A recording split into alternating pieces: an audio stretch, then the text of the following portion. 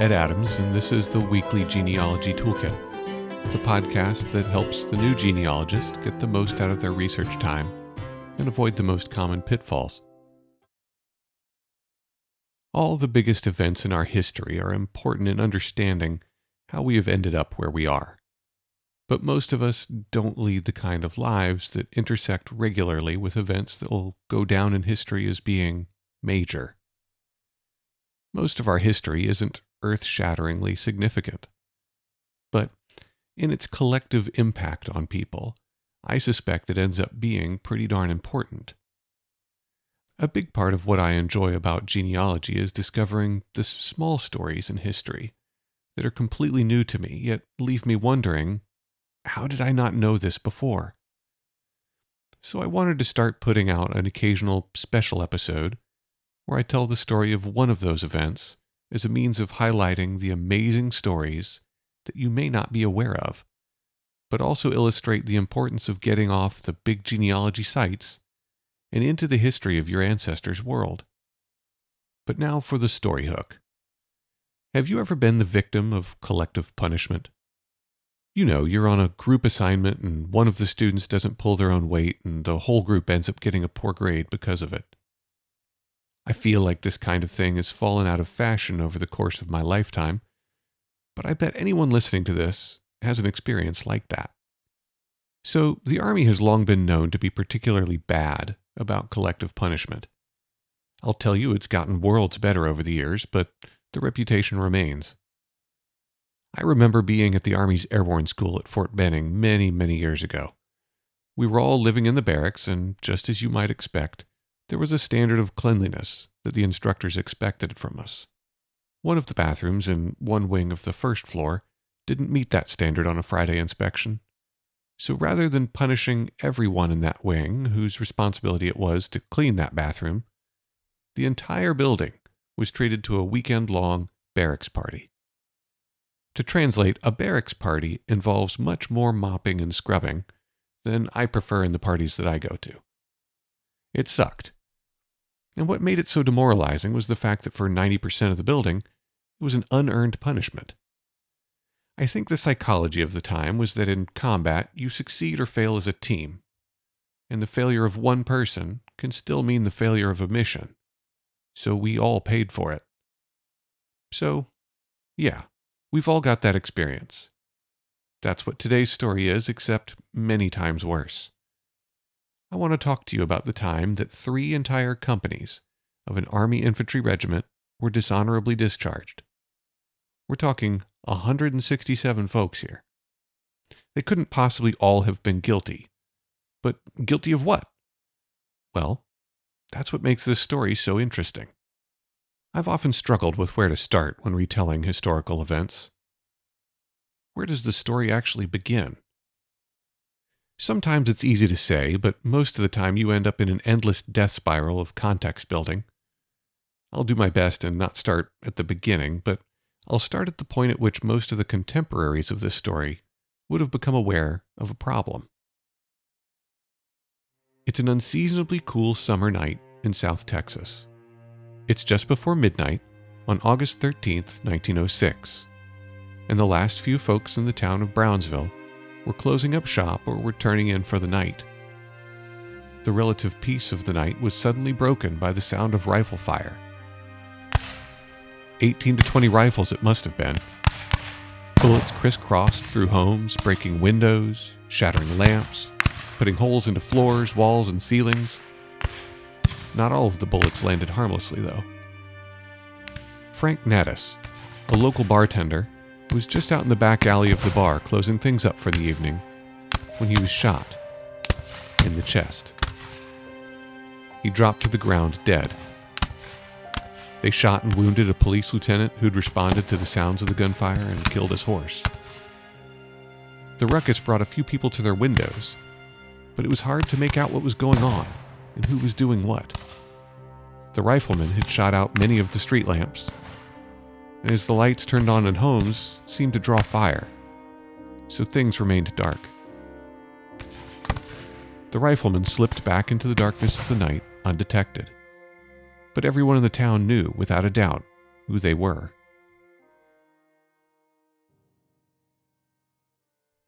About 300 meters away inside Fort Brown, Major Charles W. Penrose, the commander of the fort, was laying in bed talking to his wife, just about to drift off to sleep, when he was jolted by the sound of 2 gunshots. As he flew out of bed and started putting on his uniform over his pajamas, he heard several more shots, much louder, much closer. Sounded like high-powered rifles, he thought, as he grabbed his pistol, heading for the front door of his quarters. Just as he grabbed for the front door, it swung open. One of his soldiers was standing in the doorway, visibly shaken. "They're shooting us up," the soldier said. "Go over to the guardhouse and tell the sergeant of the guard to sound 'call to arms,'" Penrose ordered, exiting his house and racing towards the line of barracks that ran adjacent to the exterior wall of the fort. B Company First Sergeant Mingo Sanders had just woken up from all the commotion when the call to arms sounded. His wife had woken him up thinking that the gunshots were crackling from a fire. Once he had cleared his mind from the confusion of having been suddenly aroused and heard the buglers taking up the call to arms, he jumped out of bed and started throwing on his uniform, saying, "Why, that's not any fire." Sanders finished dressing and then raced from his quarters near the guardhouse over to his company's barracks. As he passed by the C Company barracks, he saw a number of the soldiers starting to form up in front, still in their underwear.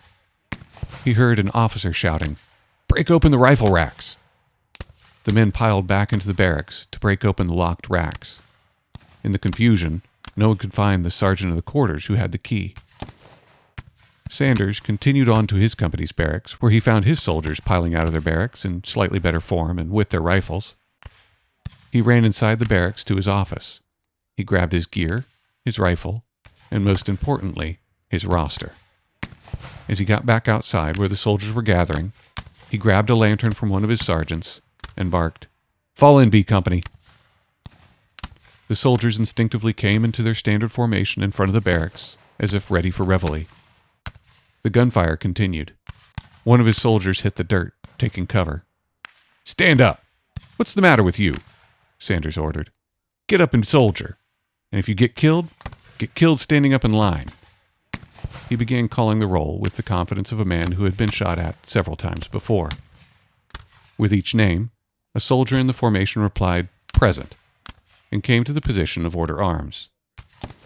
As Major Penrose raced from company to company, he ensured that each was assembling, had their leaders present, and was aware of his orders not to load their weapons. In fact, he threatened that he would shoot any man who loaded his weapon without being ordered to.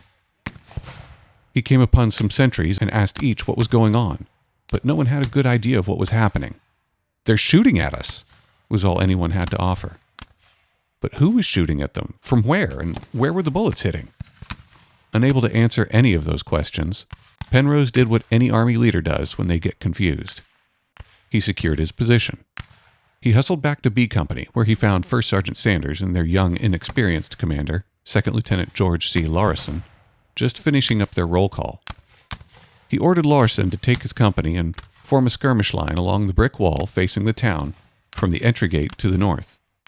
He had C Company form up on B Company's right, continuing along past the wall and then bending back towards the guardhouse. He then made it to D Company, commanded by Captain Samuel Lyon, and ordered him to have his company form up on B Company's left and anchor his left on the Rio Grande. While the companies moved out and formed their skirmish lines, the gunfire seemed to get more distant and finally cease. Penrose was talking with Captain Lyon about what might be going on when a runner delivered the message that everyone in the battalion was accounted for, except for 2 soldiers from C Company and the C Company commander. Penrose was worried. The C Company commander, Captain Macklin, was also that evening's officer of the guard. What if he and those missing soldiers had responded to the gunfire and gotten in trouble? He needed to know. Turning to Captain Lyon, he ordered him to take some men and make a patrol of the part of the city closest to the fort. While Lyon was out patrolling the town, Major Penrose double-checked the skirmish lines and continued to survey his men to see if anyone knew what was going on. After about an hour, Captain Lyon returned with his men and with the mayor of Brownsville. "Major," the mayor said, "one man has been killed and the chief of police has been wounded, and his horse has been killed. And it's been done by your men."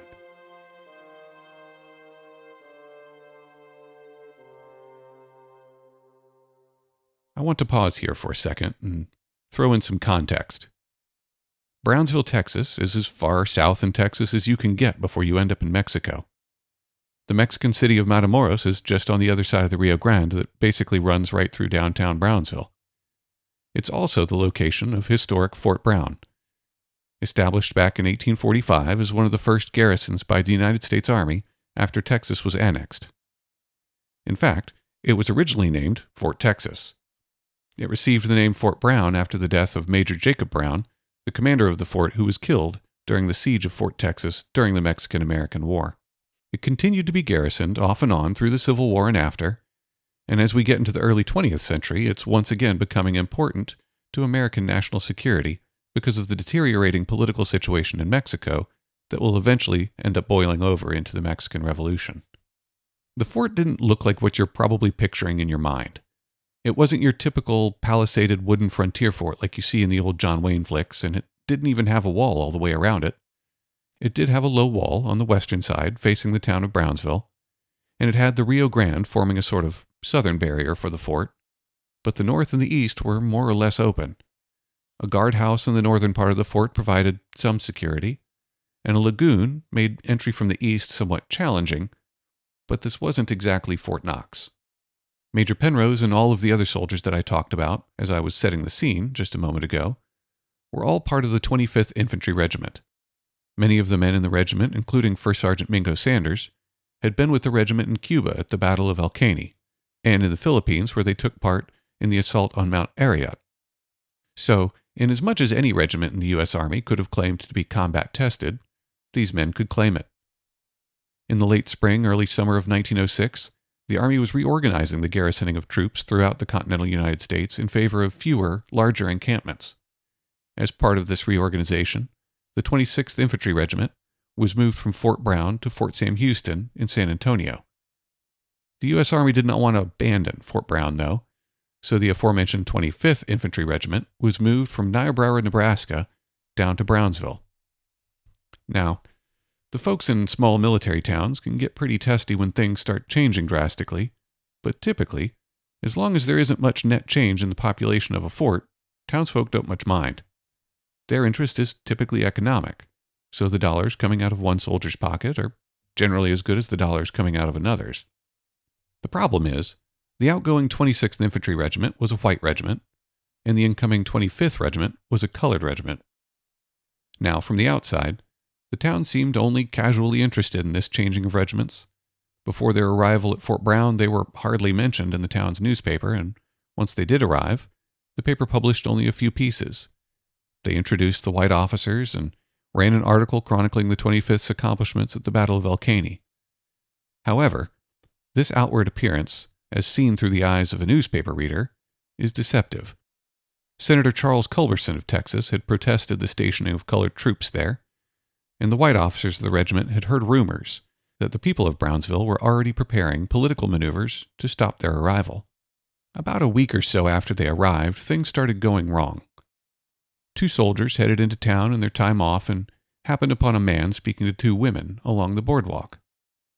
As the soldiers passed, they opted to move towards the inside of the boardwalk so as to avoid the group and also to avoid stepping out in the street. Somehow, this offended the man so greatly that he removed a pistol from his coat and pistol-whipped one of them quite severely. In another instance, a private was returning from a day trip to Matamoros when one of the customs inspectors took a gold pen case off of him without giving him the ability to pay duties on it. When the private protested, the inspector said, N-words, are getting too smart. The soldiers weren't allowed to drink in most of the bars in town and had to resort to sitting out back in makeshift outdoor beer gardens, and other stores refused to sell the soldiers anything from paper to medicine. Major Penrose had been made aware of the pistol-whipping incident and the theft of the pen case by the soldiers themselves. He seemed intent to investigate the situations, but saw them as isolated events, not as part of a line of events leading to something worse. Then, on the late afternoon of the 13th of April, the mayor and one of the local citizens, Lon Evans, came to post to see the major. Mr. Evans accused some of Penrose's soldiers of having assaulted his wife the previous evening. He said she'd been grabbed and dragged to the ground in her front yard, that God knows what their intent was should they not have run off when she started screaming. Penrose didn't think that sounded like something his soldiers would do, since he'd never had that kind of behavioral problem with them before, but he vowed he would investigate. He also decided to keep his men confined to the fort for the night. He sent out a patrol to round up any soldiers still in town and canceled leave and pass for those who were scheduled to leave the post that night. He knew that Southerners could be exceedingly protective of their women, and that with the added racial dynamic, nothing good could come from having his soldiers in town with the people riled up about the assault of Mrs. Evans. It was late that night that the shooting started. The days that followed the shooting were hectic. Major Penrose found himself corresponding directly with the War Department, and the senators from Texas petitioned to the Secretary of War, Howard Taft, to remove the 25th Infantry Regiment from Fort Brown immediately. On the 15th of August, Penrose received a telegraph from the Secretary of War's office, direct to him, ordering him to transmit his account of the situation that had already reached his office via Senators Culberson and Bailey. Now, I'm not entirely sure what the full chain of command was between Penrose and the Secretary of War, but rest assured, there were probably at least 3 levels of command who were getting bypassed as Taft's office was communicating directly with Penrose. I don't envy the poor major. The next day, a committee of local citizens that Major Penrose had invited to conduct their own investigation blasted a telegraph directly to the President's office with their findings. They, of course, incriminated the 25th Infantry Regiment. Later that day, Major Penrose replied to the Secretary of War with a fairly short response, indicating that an incident had occurred and that he was investigating. He opted for the shorter response, having already provided a lengthy evaluation of the situation to his direct commander the day before. Penrose was a wise Army officer, but he was losing the war of the narrative. Over the next several days, Fort Brown went into a complete lockdown. No one was allowed in or out without Major Penrose's express permission. While Penrose and his officers conducted investigations, a flurry of telegraphs were zipping between the President's office and the War Department, and between the President's office and various notable citizens of Brownsville. Poor Penrose was too busy trying to figure out what had actually happened, and was only able to get out about 1 communication a day. At one point, the commanding officer of the Southwest Division of the Texas Department advised that he recommended abandoning Fort Brown and moving the 25th to Fort Reno, Texas. Politicians in D.C. became increasingly worried of an open conflict breaking out in the small South Texas town. By the early morning of the 25th of August, Penrose and his men were boarding the train to leave Fort Brown, and not even a month before they'd arrived. The War Department decided it would be best to move the 25th from Fort Brown while a formal investigation was conducted. They were replaced by white troops, while they were headed first to Fort Sam Houston and then on to Fort Reno. All the soldiers of B, C, and D Company 25th were kept in confinement, basically prisoners, in Fort Reno. For the next several months, the regiment was subject to investigation after investigation. First, Major Penrose and his men, then the Inspector General of the Southwest Division, and then finally the Inspector General of the Army. The President of the United States, Teddy Roosevelt, gave the Inspector General special instructions to let the men of the 25th know that if the guilty parties could not be determined, that all the enlisted members of all 3 companies from Fort Brown would be discharged without honor. Today we would call that undue command influence. Despite this apparent axe hanging over them, only one member of the regiment, First Sergeant Mingo Sanders, volunteered to even interview with the inspector. And that was only to offer exculpatory evidence for himself. After exhausting all avenues given, the inspector reported back to the military secretary that his recommendation was for the dishonorable discharge of B, C, and D companies.